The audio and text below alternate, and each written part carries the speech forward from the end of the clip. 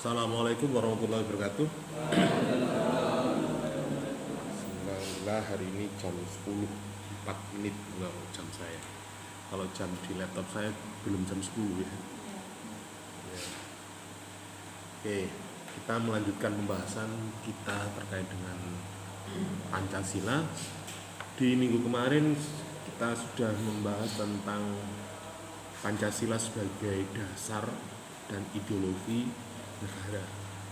Jadi kemarin kita membahas tentang bagaimana Pancasila itu sebagai ide dasar, sebagai prinsip bernegara di negara kita. Ya, itu termasuk bagian dari sejarah, bagian dari catatan bahwa bangsa kita menggunakan atau punya ide dasar, punya pemikiran, punya prinsip, punya peraturan dasar sebagai kehidupan bernegara. Tentunya hal-hal tersebut setiap negara, setiap kelompok, setiap organisasi pasti punya ide atau punya ideologi, punya anggaran dasar yang tentunya pasti menyesuaikan dengan situasi, kondisi, budaya, adat istiadat ataupun para pandai memikirkan mau diarahkan kemana bangsa itu. Nah itu sehingga itulah yang menjadikan dasar itu. Hari ini saya mencoba melanjutkan itu kalau kemarin kita bahas tentang ide dasar atau prinsipnya, sekarang adalah berbicara tentang filsafat Pancasilanya. Ya. Mungkin adik-adik juga sering mendengar istilah filsafat. Ya. Kalau filsafat itu memang berbicara tentang berpikirnya manusia untuk mendekati sebuah kebenaran.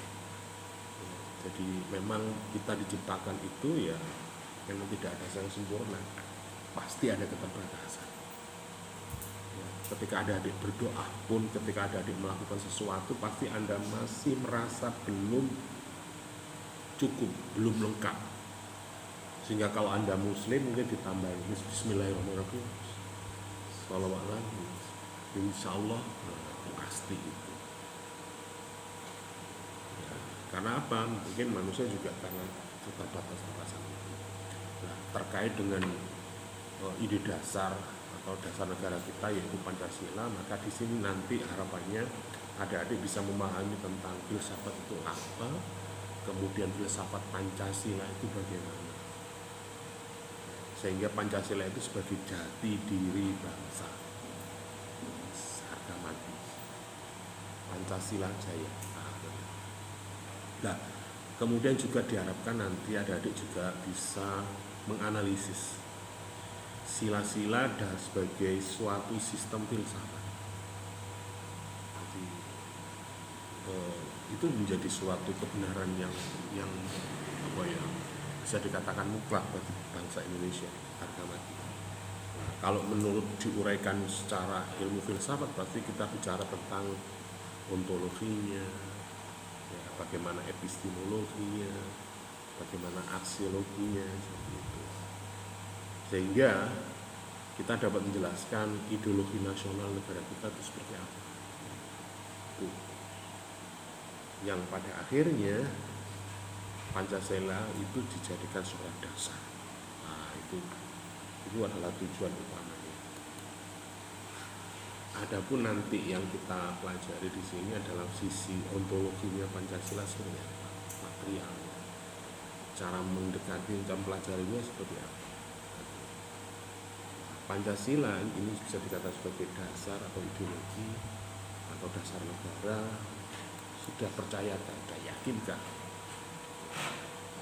Tentunya melihat perkembangan zaman, ya, perkembangan masyarakat atau masyarakat dunia atau sosial di negara kita maupun secara umum, ya pasti akan mengalami banyak dinamika, perubahan-perubahan yang mungkin juga didesain oleh manusia, bisa juga karena suatu negara atau melakukan sebuah inovasi atau sebuah pemikiran untuk memecahkan sebuah solusi-solusi permasalahan di suatu negara, pasti ada upaya dan sehingga mungkin di berbagai negara ini saling mempengaruhi.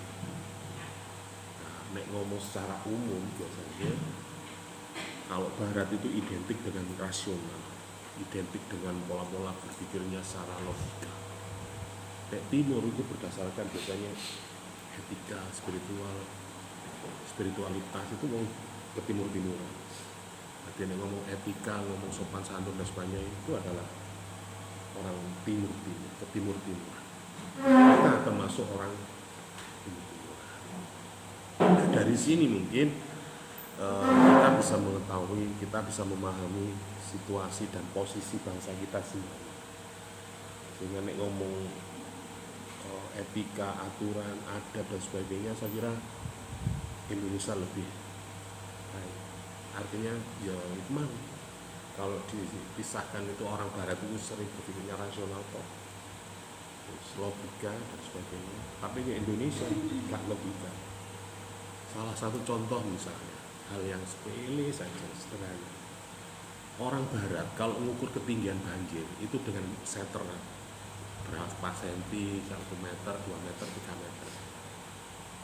Tapi kalau orang ke timur-timur, orang Indonesia banjir sak piro rek? Oh, sak kemiren. Oh, kemiren itu. Kencet ya, sedengkul.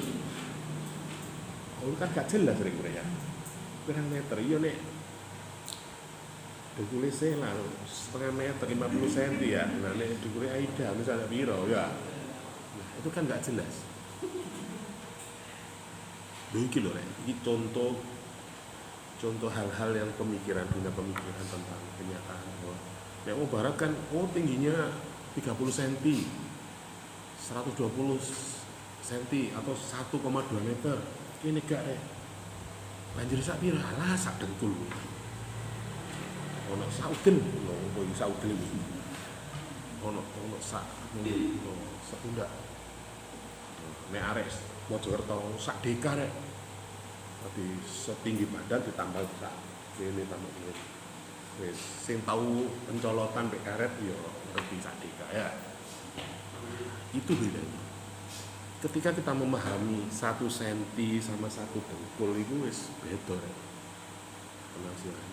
Iya nek dengkule wong Asia lho gara piro dhuwure ya. Nek dhuwure wong Eropa, Afrika wong dhuwur-dhuwur rek. Nah, ini adalah konsep pemikiran, konsep cara berpikirnya. Jadi kalau orang Indonesia itu walaupun aturannya gak pada jelas tapi harus nglakoni ya. Itu baru sisi itu. Sisi yang lain misalnya terkait dengan kehidupan, ngomong agama gitu ya.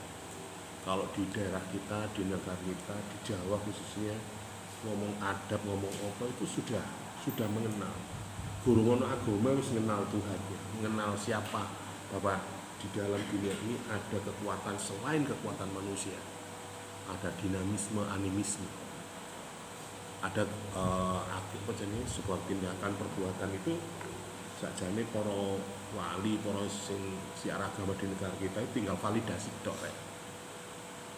Cara kegiatan perubahan kegiatan apa jenis itu sudah ada, tinggal validasi. Nek cara saiki tinggal validasi. Oh iya, ini sesuai dengan agama. Agama juga mengatur itu. Dasarnya ini, hadisnya ini. Ini di Indonesia. Sehingga ketika memahami konsep budaya dan seperti itu, ketika ngomong tatanan kehidupan, saya kira Indonesia nggak kalah dari kita. Ngomong seni budaya apapun, saya kira banyak di negara kita. Oke, itu gambaran secara umum ya. Ini cara ngomong gambar-gambarnya, ndek-ndekan. Ya. Nah, sekarang kalau kita bicara tentang filsafat, istilah filsafat itu kalau kita pahami secara etimologi, ini adalah dari bahasa Arab yang artinya falsafah. Kalau orang Inggris itu namanya filosofi, ya, yang berasal dari bahasa Yunani, filosofia. Kata filosofia ini berasal dari kata filos dan philek, yang berarti adalah kekasih, sahabat, mencintai. Dan kata sofia ini berarti kata kebijaksanaan, hikmat, kearifan. pengetahuan. Nah, jadi bisa dikatakan sahabat yang terkasih. Nah, dengan demikian maka bisa diartikan bahwa filosofia ini secara harfiah berarti mencintai kebijaksanaan, mencintai hikmah, mencintai sebuah pengetahuan. Makanya sering di mata kuliah apapun atau jenis apapun pasti ada filosofi, ada filsafat, ada filsafat ilmu pemerintahan, ada filsafat ilmu komunikasi. Jadi semua itu ada filosofinya. Pemahaman filosofi berarti kita memahami secara mendalam bagaimana kita mencintai kebijaksanaan kita. Filsafat pendidikan ada. Filsafat matematika enggak ada. Coba kalau Anda memahami matematika dengan kacamata filsafat. Yang Anda pikirkan mungkin matematika ya seminggu Pak, yang dibaca ya meteran, angka dan sebagainya, bukan itu. Makna dari angka itu apa? Angka 1 itu apa? Terus angka min, angka jumlah, angka tambah itu apa? Terus hubungannya apa dengan kehidupan? Gak mungkin orang tidak menggunakan cara matematika, pasti. Jadi pemahaman tentang matematika secara bisa dipahami seperti itu. Jadi misalnya kalau saya harus begini ya, saya harus begini dan begini, itu matematika misalnya. Kerja digabung aja Pak, itu matematika, ngomong efisiensi, ngomong matematika. Gitu. Nah, makanya kita juga sering terjebak pada pemikiran-pemikiran yang sempit, sehingga ketika ngomong matematika dianggap isi hitungan. Padahal saya kira adik-adik itu wajib dan mengerti tentang matematika. Makanya di dalam pendidikan dasar itu yang penting itu calistung, tapi bisa menghitung, bisa membaca. Kalau Anda bisa menghitungkan ya semua pasti akan pada hitungannya. Wah nanti saya berangkat jam sekian ya, pasti nyampe sana jam sekian. Wah nanti ada acara begini kalau saya berangkat begini. Nah itu matematika juga. Dalam pemerintahan juga ada matematika. Itu contoh ya. Oke. Nah, cinta menurut mempunyai pengertian yang luas, sedangkan kebijaksanaan mempunyai arti bermacam-macam dan berbeda-beda satu dengan yang lain. Istilah filosof ini pertama kali digunakan oleh Pitagoras. Pitagoras ya. Pitagoras saya ilmu ya tokoh matematika ya. Anda ingat nggak rumus Pitagoras? Masih ilmu cuma lali Pak. Makanya aku gak mlebu jurusan teknik gara-gara matematika gue elek ini.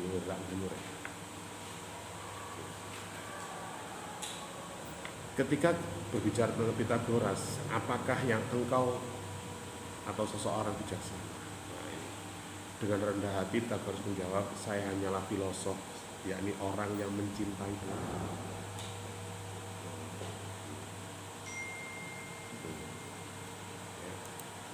Jadi ada dua pengertian filsafat. Yang pertama itu adalah filsafat dalam arti proses, filsafat dalam arti produk, produk pengetahuan maksudnya. Jadi di sini dimaksud seperti itu. Jadi itu tadi kalau ngomong ontologi, epistemologi, aksiologi, berarti materialnya opo, caranya ya opo, melakukannya bagaimana. Seperti itu. Jadi filsafat itu bisa juga arti sebuah proses untuk mendapatkan suatu kebenaran. Minimal mendekati lah, minimal semua bisa menerima.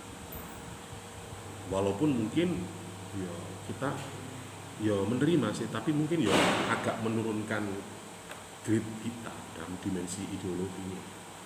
Nanti idealisir atau di didik, ada yang realistis sehingga menemukan sebuah titik kenyamanan atau kebenaran yang diharapkan. Yang kedua, ada filsafat itu sebagai ilmu atau metode sebagai bisa pandangan hidup. Jadi ngomong filsafat itu iki sudah mengarah ke ilmu sosial ini dia pandangan hidup. Jadi isinya adalah deskripsi, isinya adalah menggambarkan, menarasikan, sehingga itu menjadi sebuah pandangan hidup atau menjadi sebuah paradigma. Jadi kalau semua hal itu ada filosofisnya, ada, saya kira beda. Contoh misalnya Anda minum kopi, penikmat kopi sama peminum kopi bedanya di mana? Kalau Anda hanya sekedar minum kopi, wis pokoknya gireng rek, angger gireng ya wis masuk kan gitu. Tapi bagi penikmat kopi itu beda. Ada setelannya, ada ukurannya, ada apa? Atau minumnya sama siapa, atau minumnya di mana, itu juga menjadi ukuran bagi orang filosof. Ada yang ngopi sendiri, rokokan juga jebus lah, apa nah itu ada filosofinya sendiri. Nah di kehidupan itu juga pasti akan mengenai seperti itu. Jadi segala sesuatu itu kalau kita paham maksud dan tujuan dan hakikatnya seperti apa, saya kira akan lebih enjoy, angger loh. Ya gimana tunggal sama halnya ketika ada minum kopi. Penikmat kopi dan kopi. Nek kopi misalnya minum ya itu, urip masa yo ngono kan enggak. Pasti ada sisi-sisi lain yang kita bisa senang, sisi lain yang kita bisa apa gitu. Kemudian ada juga filsafat itu diartikan secara teoritis dan filsafat itu bisa juga secara praktis. Hal ini kalau dikaitkan dengan Pancasila dapat digolongkan sebagai filsafat yang artinya adalah sebuah produk sebagai pandangan hidup, bisa juga sebagai arti yang praktis. Yang ngomong praktis yo berarti panduan CDL enggak. Artinya hal yang bisa dijalankan, bisa di. Ini berarti bahwa Pancasila itu mempunyai fungsi dan peranan sebagai pedoman, pegangan dalam sikap, tingkah laku, perbuatan dalam kehidupan sehari-hari. Maksudnya di mana? Ya ketika kita bermasyarakat, ketika sebagai berbangsa, bernegara, di mana? Ya di Indonesia. Perkara orang luar ya tergantung mereka. Sementing Pancasila ini ada sebagai landasan berpikir, landasan bertindak dalam kehidupan bernegara. Tentunya manusia, masyarakat itu punya adab, punya watak, karakter, budaya yang macam-macam. Tetapi ketika ngomong Pancasila berarti kaitannya dengan kesatuan negara. Berarti aturannya ya dan normatif seluruh warga negara Indonesia itulah yang menjadikan atau sebagai ideologi.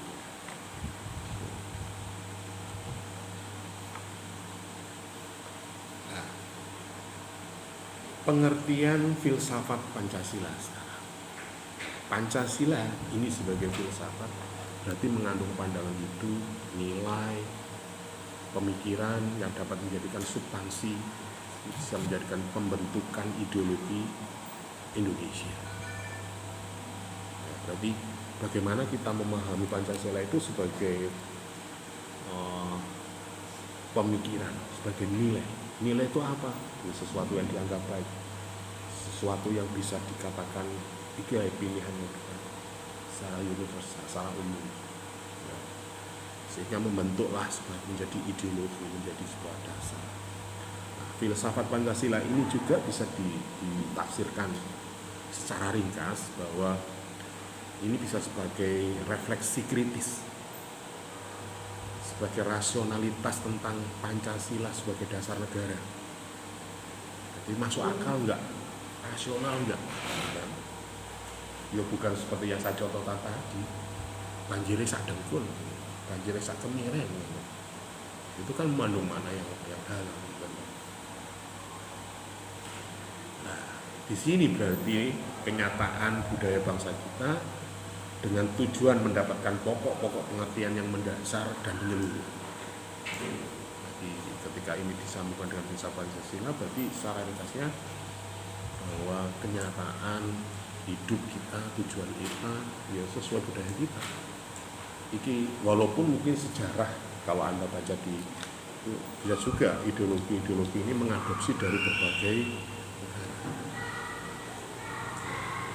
Artinya kalau kemarin saya sampaikan ada ideologi liberalisme, ada fanatisme, ada sosialisme, itu saya kira sudah dimasak, sudah diramu, sudah dimodifikasi, sudah disesuaikan dengan kondisi dan budaya yang ada di negara kita.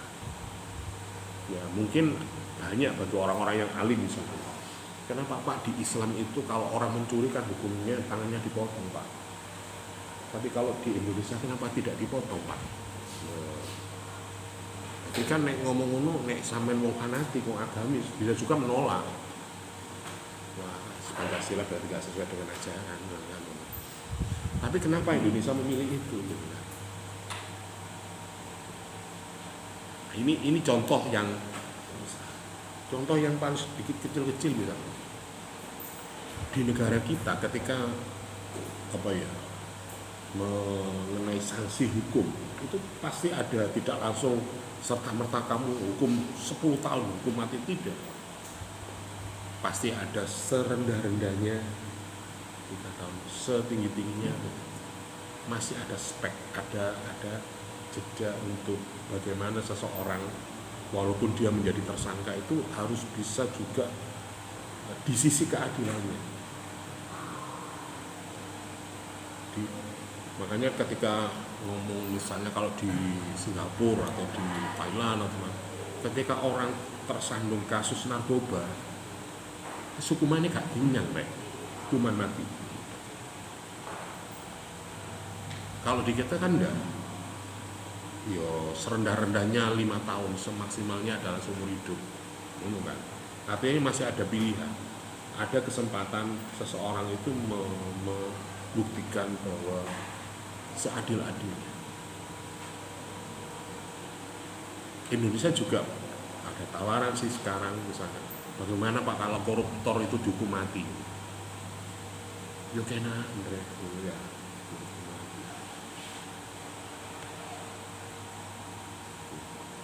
Tapi kan tidak bisa di situ. Di sini pasti ada spek itu.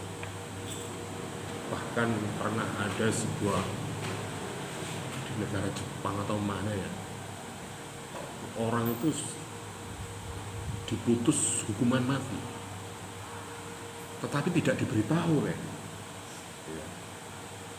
kapan dieksekusinya. Misal, Sela diputuskan bahwa Anda dihukum akan dilaksanakan di bulan Desember. Tanggal piro karo pokoknya Desember.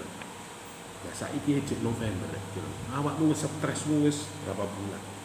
Atau mungkin wis urip wis pasrah lah. Aku Desember mati aku rek ngono. Ya nek sido nek gak. Nah, jadi seseorang bisa dibunuh dengan ketidakpastian itu juga secara psikologi mental juga. Itu pernah diterapkan sehingga orang itu akhirnya mati ini gak mati di eksekusi, mati stres akhirnya mati di oh udah sampai nih cinta sama digantung dia gak jelas kok belum main ya tuh gak. Sekarang kembali lagi, Pancasila dikatakan sebagai filsafat karena Pancasila merupakan hasil renungan jiwa yang mendalam yang dilakukan oleh founding father kita, yang dituangkan dalam suatu sistem. Jadi kita juga nggak tahu Indonesia kayak lali nih mungkin, atau mungkin dia juga orang Indonesia sebenarnya nggak bodoh-bodoh amat gitu loh ya. Artinya bisa berpikir jauh ke depan. Artinya undang-undang ini, kesepakatan ini bisa diterapkan di masa-masa yang cukup panjang. Katanya apa? Dari kemerdekaan aja sudah 80 tahun, ono amandemen Pancasila. Kurang tahu kan ya? Terus karena dirubah paling. Padahal ya aslinya ya kene gitu loh. Tetapi kan nggak mungkin gitu. Kalau undang-undang dasar mungkin iya bisa. Fakta terjadi bahwa pasca reformasi kita juga melaksanakan amandemen. Tapi amandemen Pancasila pernah nggak? Walaupun kemarin sempat muncul kalau Pancasila mau dirubah menjadi Trisila atau Wansila lah, sisa ketuhanan yang Maha Esa, khilafah di negara. Ya gak apa-apa nih iso, pek terima.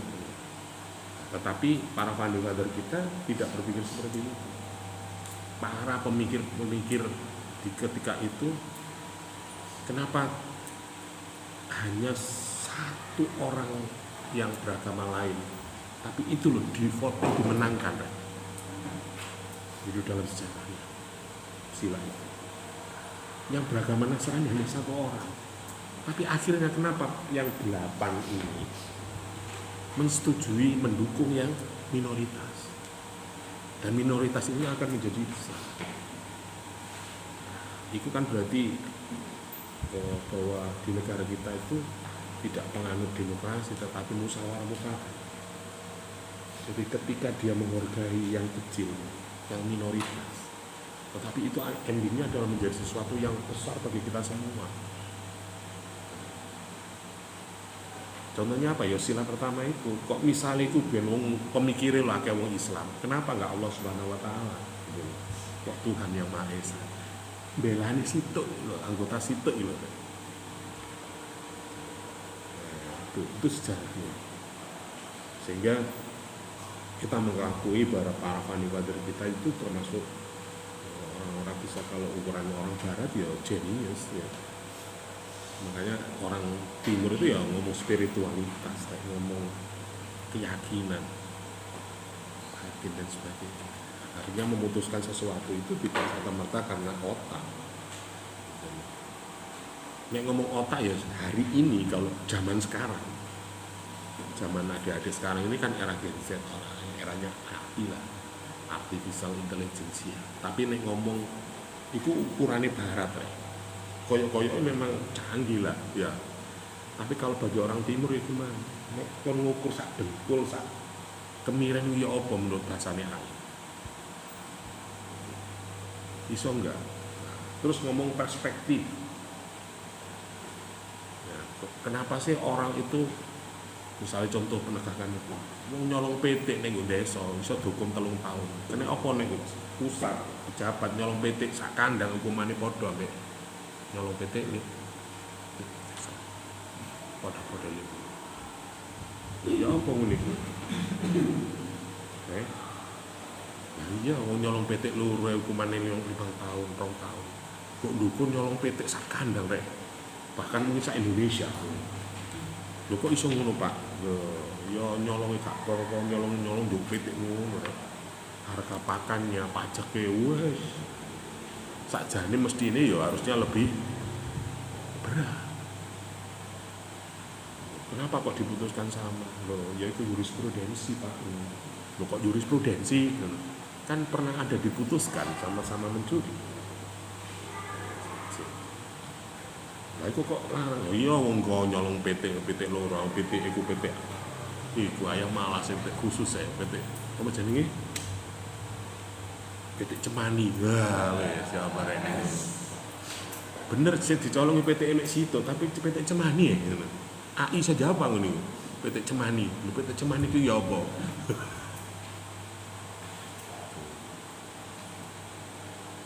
Keadilan bisa juga pejabat juga seperti itu rek. Kenapa korupsi sampai triliunan hukumannya lho, padha sing korupsi 200 juta, Pak Lurah korupsi ADD 300 juta. Ya, hukumannya 4 tahun. Kuno korupsi 300 triliun. Aduh.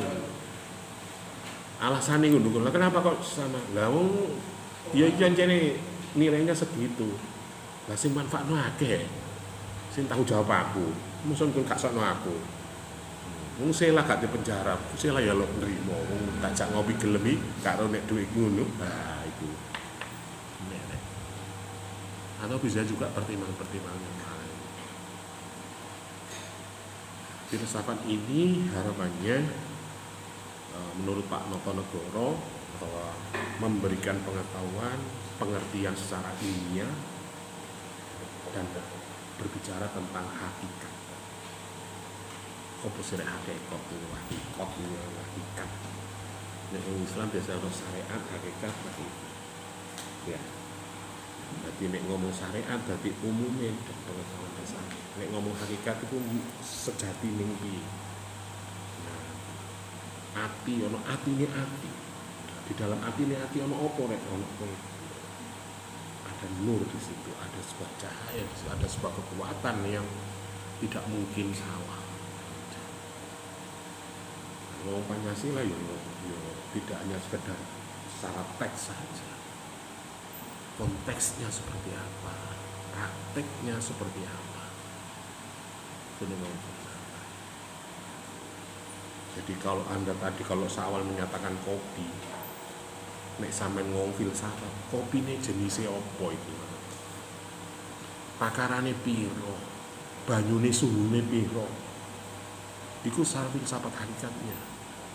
Sehingga ngomong terakhirnya adalah oh iki kopi Arabica Pak, diambil dari Wonosalam Pak, roastingnya suhu panas yang digunakan seperti ini Pak, tempatnya berapa derajat, suhu panasnya berapa derajat, sehingga tingkat kematangannya sekian derajat Pak. Jadi kalau ini di roasting dijadikan bubuk akan mempengaruhi ini dan tingkat kafeinnya sekian. Bahkan bisa juga kopi itu dibuat 0 kafein bisa. Wujudnya kopi rek, tapi kafeinnya 0. Ini kopi. Mosok kalah mbek bir ya. Bir bintang ya. Bir bintang ono zero ya. Awakmu ciptakan kopi dengan 0 kafein. Iso enggak? Iso rek. Teman saya Surabaya itu memproduksi kopi, bubuk kopi dengan 0 kafein. Yo, ongkos produksinya tinggi, tetapi penjualannya juga tinggi. Jadi kopi 1 kilo, umum kopi biasa itu mungkin bubuk hanya 80.000. Kalau 0 kafein bisa 200.000. Ya, mungkin karena pengetahuan secara ilmiah, secara hakikat itu benar-benar begitu sehingga ketika ngomong Pancasila, yo ojo ngomong secara teks saja, hakikatnya seperti apa. Itu yang kita pahami. Makanya ketika ada adik mahasiswa itu masih memahami, masih mempelajari Pancasila, harapannya bisa sampai ke tingkat secara benar. Jadi kalau Anda melakukan sesuatu itu paham betul, ya, hanya sekedar tahu toh ya, ya menikmati ya. Jadi nek minum kopi ku nek harus susunane itu nantinya akan menjadi nikmat, menjadi sebuah sesuatu yang lain daripada itu nek kopi. Nah nek misalnya urusan pacaran, kene apa sing lanang ku mesti golek sing ayu, sing wedok golek sing ganteng. Apa bedane ngono? Apa bedanya? Apa bedanya? Nek bagi wong sing wis rabi menikah ya wis menikah rek. Tapi bagi mereka itu kan ada filosofinya, ada suatu apalah yang mungkin di luar ekspektasi kita atau di luar itu rek. Tes. Pancasila sebagai suatu sistem filsafat. Ini maksudnya apa? Pancasila di sini maksudnya adalah bahwa Pancasila itu sebagai sistem yang dapat dengan cara deduktif maupun induktif itu bisa dipelajari. Deduktif itu yang bagaimana? Berarti secara hakikat Pancasila itu menganalisis, menyusun secara sistematis menjadi keutuhan pandangan secara komprehensif. Bahasa deduktif itu dari umum ke khusus, dari khusus ke umum itu induktif.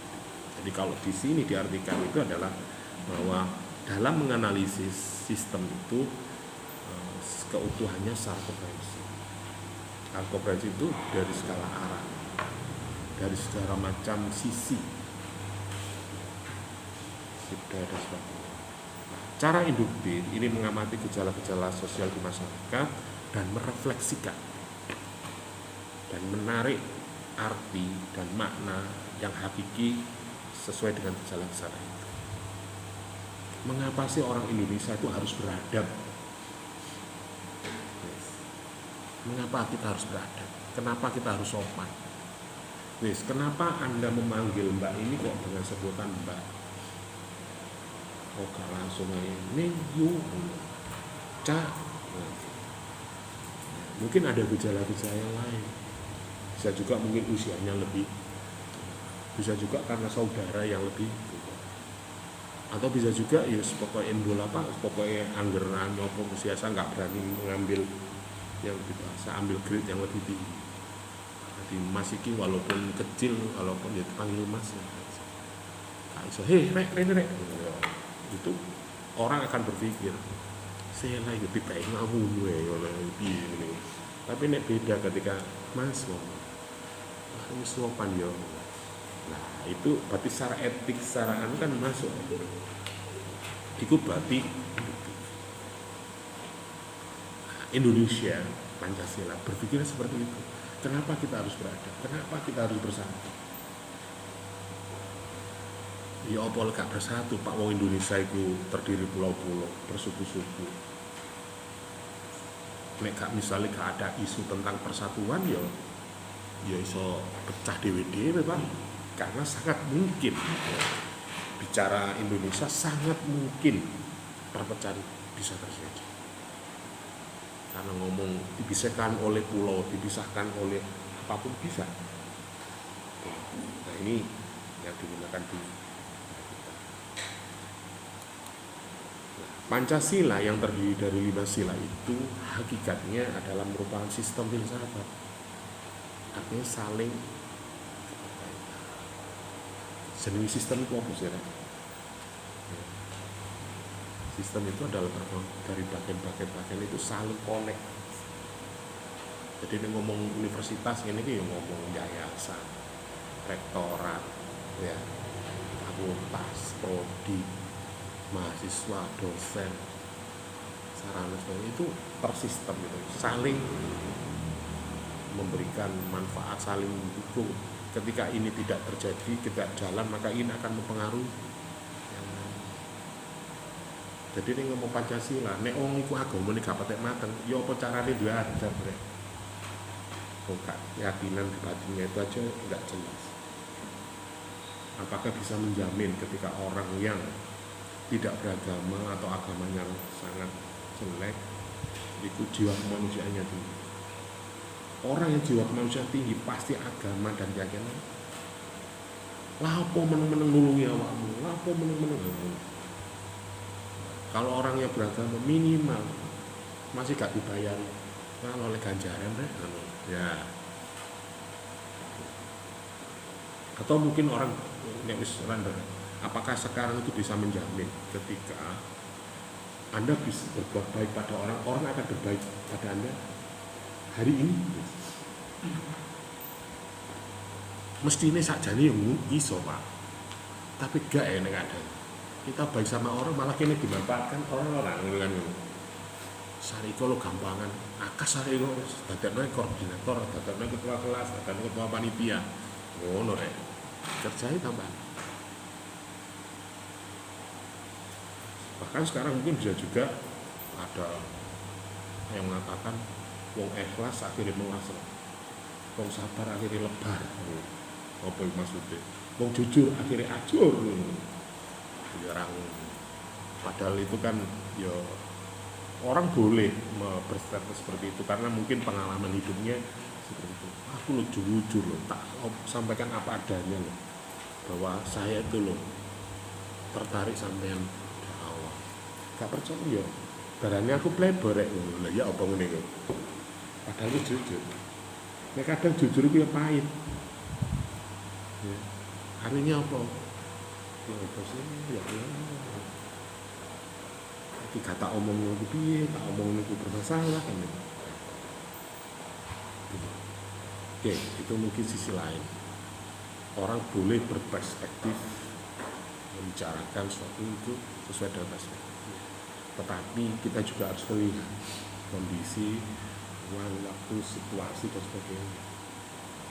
Nek dalam proses pengkajian boleh belajar ini karepmu rek. Tapi nek dunia nyata kon ngomong apa anane ya boleh. Kon roh sinetron tukang bubur nek haji. Nah, sing kaji sapa iku sing kaji sapa? Sing tukang bubur nek haji ku lho. Nah, sing Pak kajine lah ngomong kan jujur deh. Jadi ya sapa anane lah. Jadi nek ketika ngomong iku aweng elek ngono. Ya jenenge anane ngono kok. Tapi sakjane kan yo jadi omongno rek ngono. Tapi kan diomongno ae ya jujur, ya acur kok.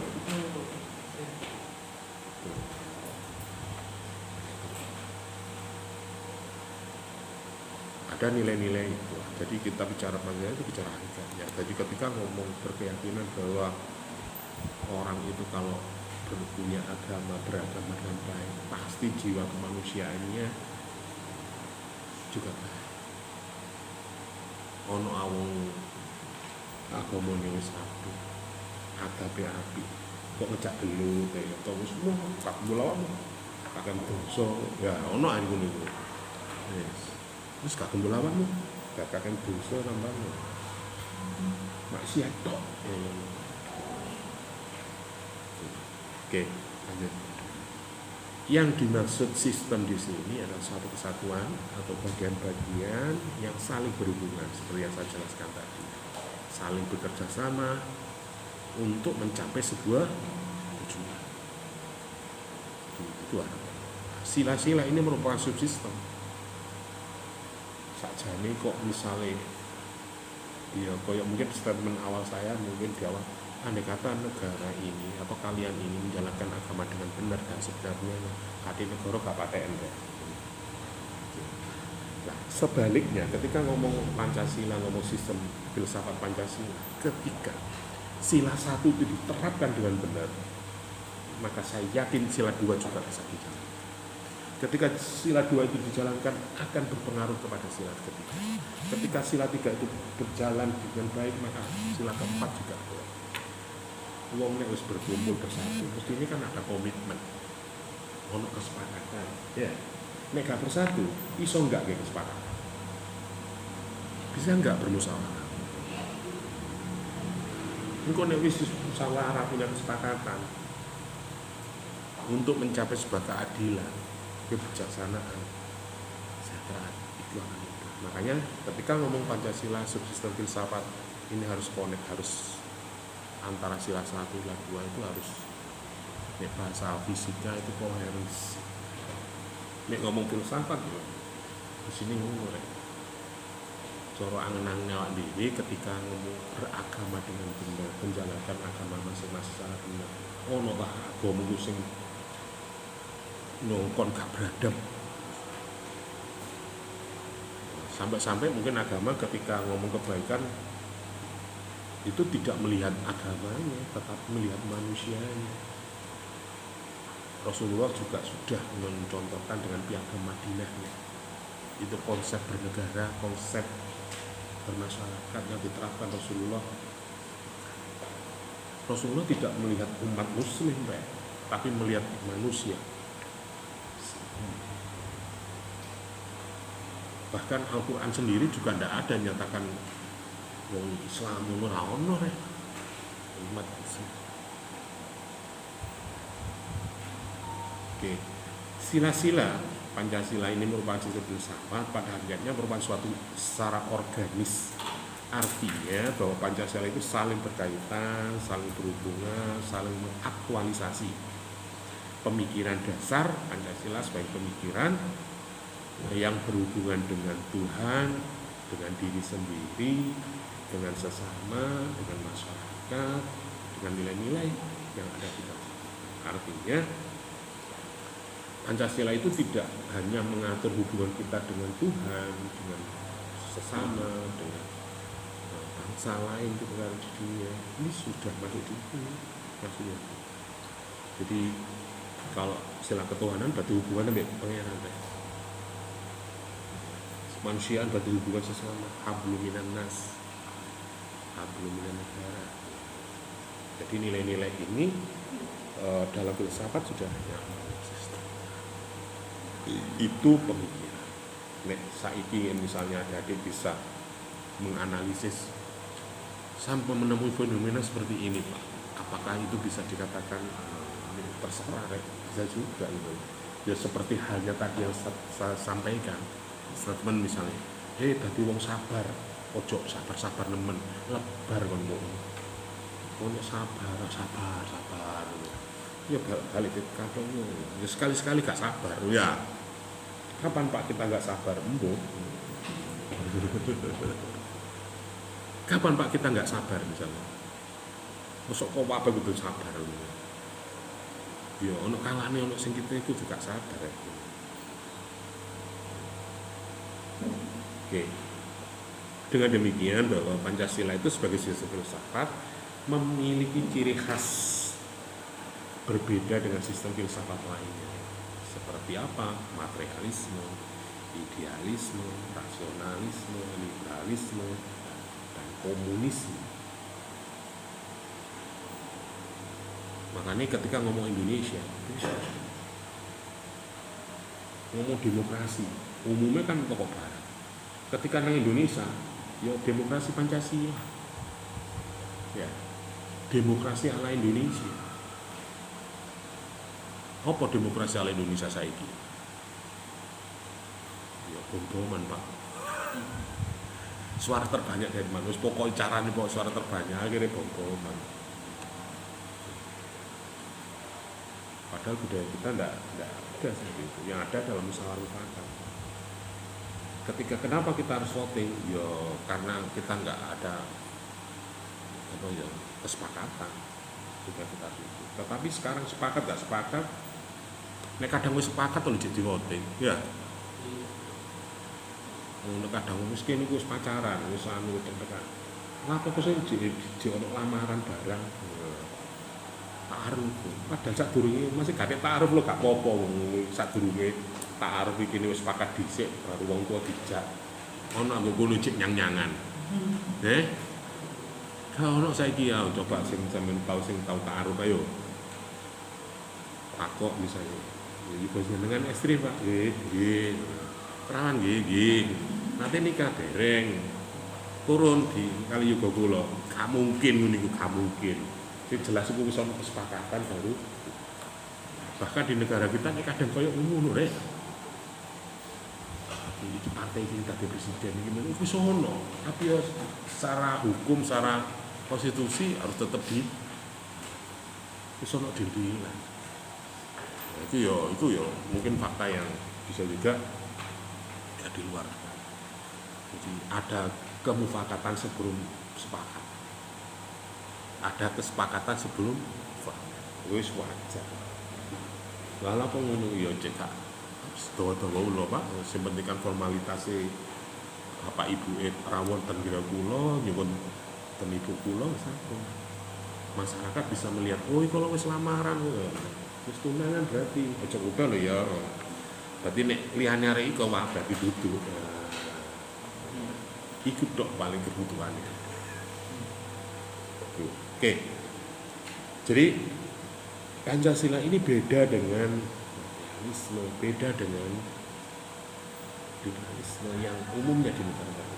Demokrasi juga seperti itu. Dia ngomong nang Indonesia wis ide dari demokrasi Pancasila, kepemimpinan Pancasila pokok Indonesia. Iku nek ngomong azas ideologi. Kok ngomong peda Honda impresa nek nang Indonesia wis ide kok. Ya. Takono nalpote lak diganti. Mosok ada Vario kayak nalpot GL ya. Sudah. Apa ini dawa ngene Indonesia. HP yang ngono ae delon. Mereknya apa ya? Nokia atau mungkin nek cekel Indonesia dis rusak itu ditandani modern desain apa kok konek ya. Awakmu sepeda Yamaha 75 kabelator king. Ya apa ini? Oke. Ciri-ciri sistem filsafat antara lain sila pertama merupakan kesatuan yang bulat dan utuh. Apabila tidak bulat tidak utuh, maka sila yang lainnya terpisah-pisah. Dan itu bukan Pancasila. seperti yang saya singgung tadi. Berarti antara sila 1 sila 2 itu saling iku nek dimaknai secara jadi sila 1 diliputi, didasari, dijiwai, dan mendasari ngono akhirnya.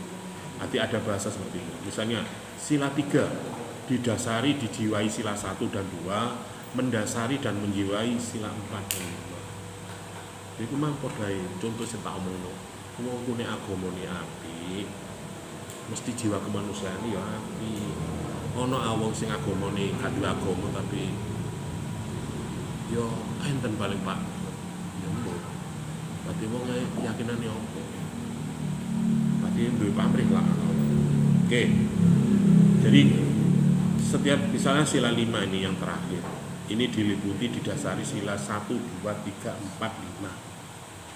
Orang itu untuk mencapai kesejahteraan, keadilan, kebahagiaan, yo siji agama lagi, apik nang wong, yo rukun, yo duwe kerjasama sing apik, kesepakatan sehingga muncullah harmonisasi.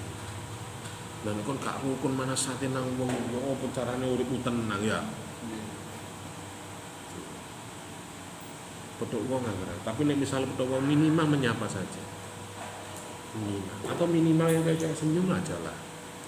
Kan senyumnya aja miring ya, tengah-tengah ya, aja miring ini wah yo langsung viral kon, koyo KPU ndini.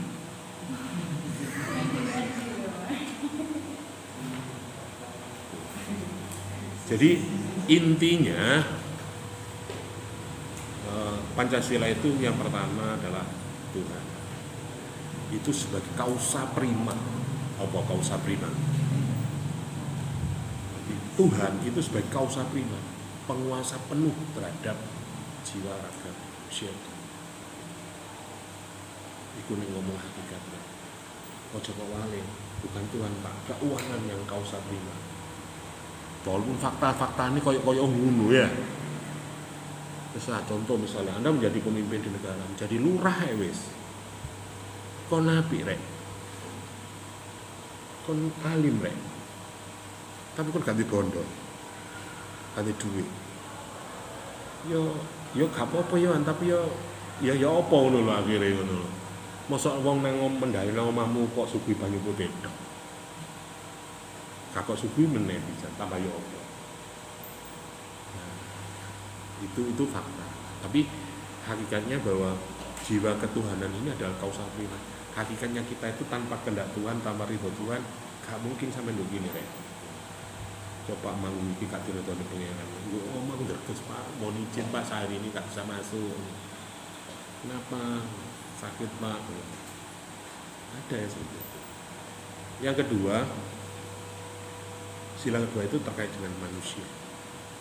Yaitu makhluk individu juga makhluk sosial. Jadi kita itu selain punya tanggung jawab secara individu juga punya tanggung jawab secara sosial. Nek individu tanggung jawab apa? Ya akhirnya makan minum, belajar jasmani rohani. Saya ini malah situ, bukan itu. Jadi harus sehat jasmani, sehat rohani, sehat ekonomi. Saya ini ketambahan zaman akhir ini. Ya, awakmu jasmani ini oke, rohani ini oke, ekonomimu gak oke dia. Ya malah balik mana Pak jasmani kalau rohani enggak. Wis kapitalis titik apa? Ya. Kemudian bersatu atau satu. Bersatu atau satu. Ini intinya adalah kesatuan itu memiliki kepribadian sendiri. Artinya rasa kebersamaan, rasa untuk bersatu itu adalah jiwa-jiwa kemandirian, jiwa. Kemudian terkait sila 4 ada tentang rakyat, tentang mutlak negara harus bekerja sama, harus gotong royong. Kalau nek diangen-angen maneh kon iso ta urip dhewe. Wong kon rene sepatu gak etos gawe yo. Sepatu iku tukange piro? Ya. Sepatu iki lho tukange piro? Tukang kap, tukang sol, tukang totok, tukang goris, tukang setik, wal. Iku piro rek? Sepatu situ sing baru kok gawe lho. Burung mendukur maneh. Sepatu tok iku nglibatno wong pira. Bagus. Oke. Kemudian yang terakhir di sila Pancasila itu adalah adil. Jadi konsepnya ada Tuhan, manusia satu, rakyat adil. Untuk memberikan keadilan pada diri sendiri atau pada orang lain, ini menjadikan haknya. Ya ono kalane awak dhewe kudu memerdekakan diri kita sendiri, Rek. Kita juga harus memerdekakan orang lain juga. Kon merdekakno wong liya tanpa gapok reken piye? Ya harus seimbang. Awakmu ku menungso gak malaikat. Ya. Kecuali nek malaikat. Saya ya. Lah kene menungso piye jare. Oke. Yuk. Nah, membahas tentang Pancasila sebagai filsafat ini berarti mengungkapkan konsep-konsep kebenaran. Pancasila itu bukan saja ditunjukkan pada bangsa Indonesia, tetapi menunjukkan pada manusia pada umumnya.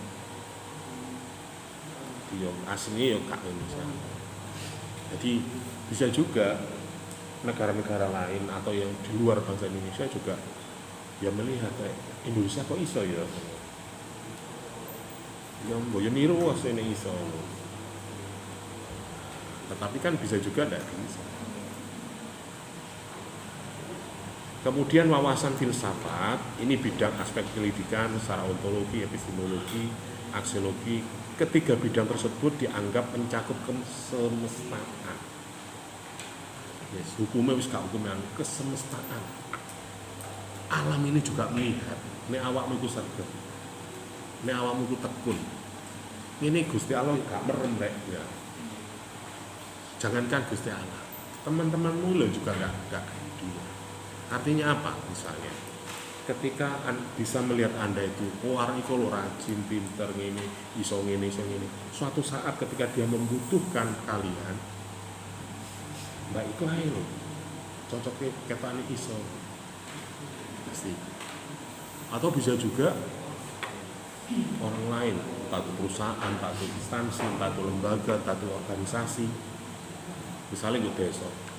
Mbak Iko lo mahasiswa, kata ini sergap, kata iso kok ini kita kata panitia ini. So, jadi wawasan filsafat kalau bicara soal ontologi itu bicara tentang keseluruhan.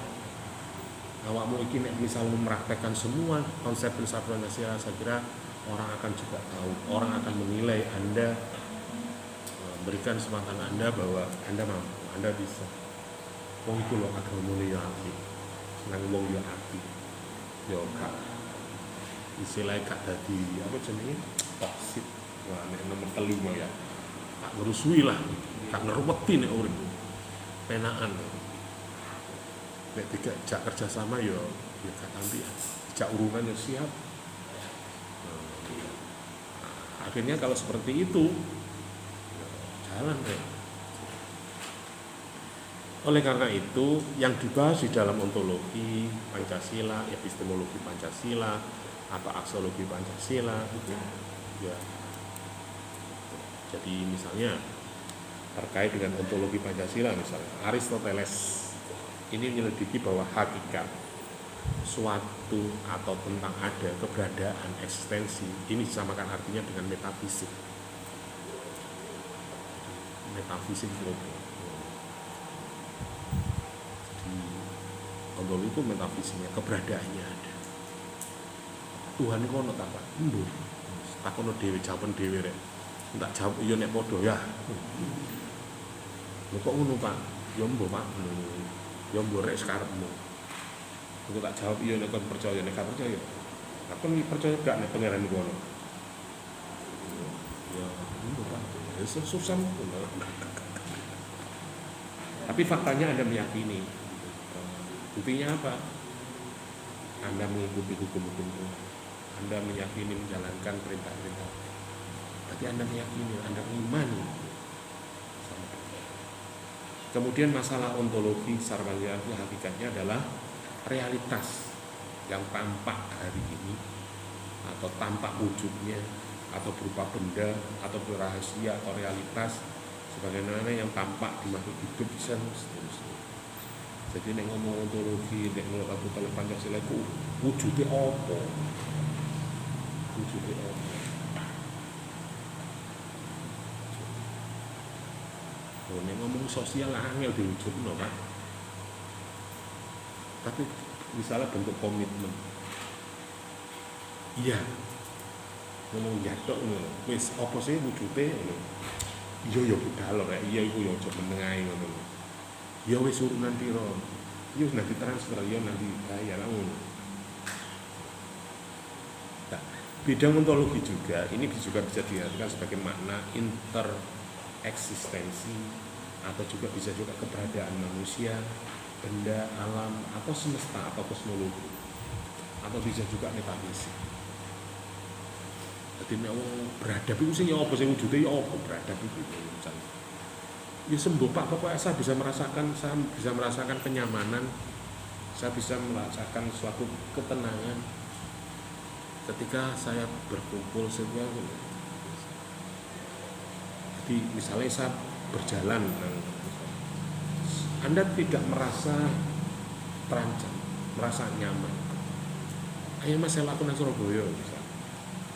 Anda tidak punya pikiran semacam-macam gitu.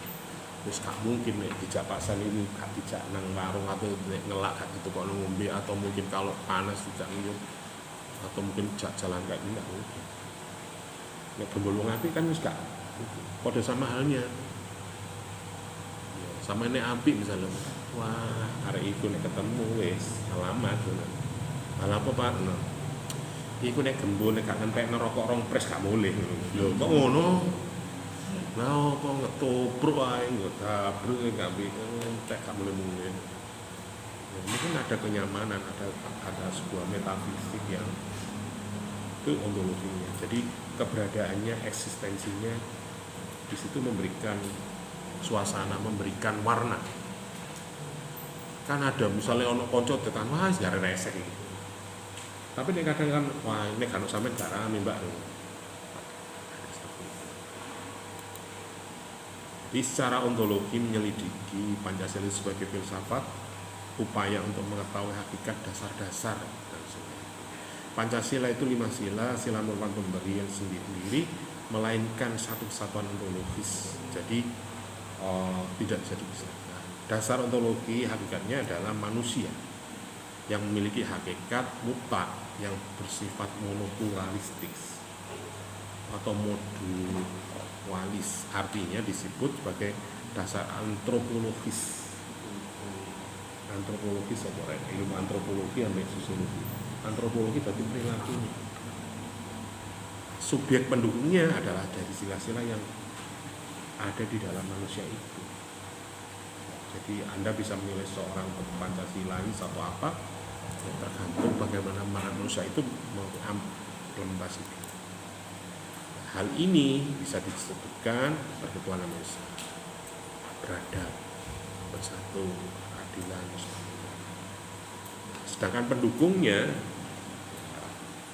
ini mutlak yaitu susunan kodrat, raga, jiwa, jasmani, rohani. Jadi kodratnya manusia itu ya makhluk individu, ya makhluk sosial. Nek makhluk sosial berarti ono istilah zon politikon. Orang itu cenderung berkelompok, cenderung melakukan sebuah organisasi. Wong kepengin urip dhewe ora ono. Ya ono tapi ya kakek. Jenenge apa rek autis iku Pak. Hakikatnya menyendiri juga artinya menyatu dengan yang lain. Maka secara hierarkis yang mendasari Pancasila itu adalah Oke, sampai di sini barangkali ada yang ditanyakan. Wis Pak gak kuat mutah. Oh, biar.